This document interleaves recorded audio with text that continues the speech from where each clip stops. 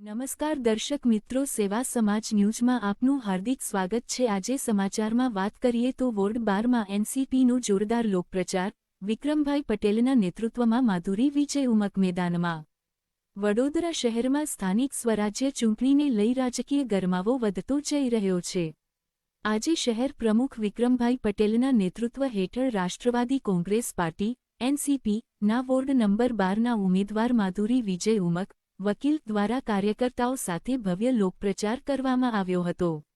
વિસ્તારમાં door to door સંપર્ક કરીને મતદારો સાથે સીધી વાતચીત કરવામાં આવી હતી અને પાર્ટીની નીતિઓ તેમજ વિકાસના વાયદાઓ વિશે માહિતી આપવામાં આવી હતી।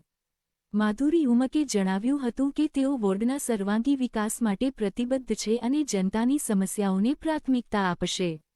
લોકપ્રચાર દરમિયાન કાર્યકર્તાઓમાં ભારે ઉત્સાહ જોવા મળ્યો હતો અને લોકોનો પણ સારો પ્રતિસાદ મળ્યો હતો।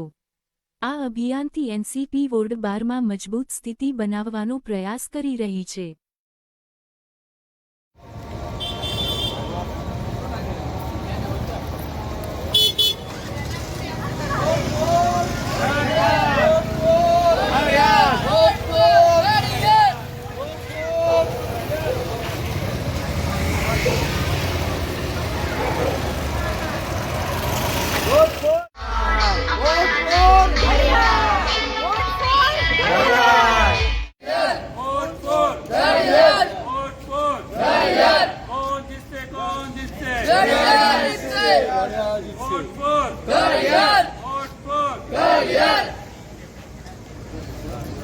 आपसे चला शूटिंग